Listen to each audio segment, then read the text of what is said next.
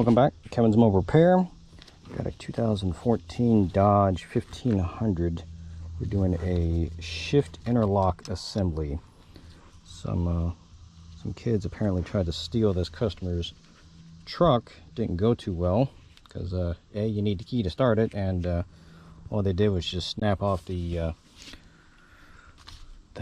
shifter stalk right here. See how it's all together right there? Yeah. So, alright, so this is what we did to replace. This whole assembly right here can be replaced. So, first part, you're going to, there are two screws down at the bottom. One here. Lower this knee bolster right here. Move it down and out of the way.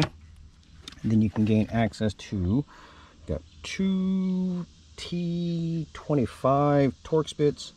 One there, and one in there.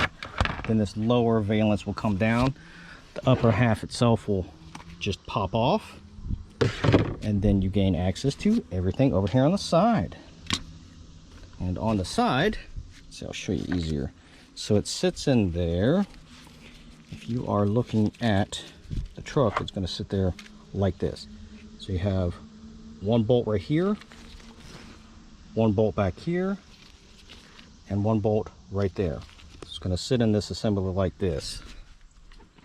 So like that. We got the connector for the shift interlock solenoid, the nodule right here for the shift cable itself. So what you do is you have a what do we got here? T25. You can get in there. You'll probably have to use a 1/4" ratchet unless you have a setup like Yay. But with this, I was able to get back in there with no issue. Basically, take that one out, take that one out, and take the one up top right here. And then this whole assembly will just come right out. And then same way going back in. Do be aware, the new one though is not in the park detent position. So you'll have to push down on the solenoid, which is down inside here, which is what this little lever is designed to do. You push down on it in order to get it from the, I think it's gonna be like an third or low or something like that when it's up here, and then pop, get it down into here, so that you can get your cable and stuff to put it back on with no problem. But usually it's up here to start with, and you go push it towards me in this direction, and it'll clip down into this park detent area. And then once you do that, then you will be able to install it and hook everything up and all of that.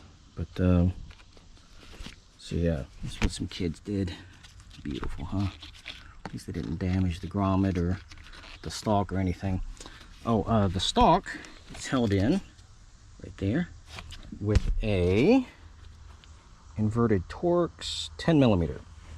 So it's gonna be like one of these. You put that in last. Once it's in, get it adjusted to the height you want it, and distance and all that. And just make sure that the wire itself goes in between the bracket here before you put it in. Otherwise, you will not be able to use the overdrive function because it'll break the cable. But anyways, going back together, should be total of about 30-minute process or so. But any questions or comments, please feel free to let me know.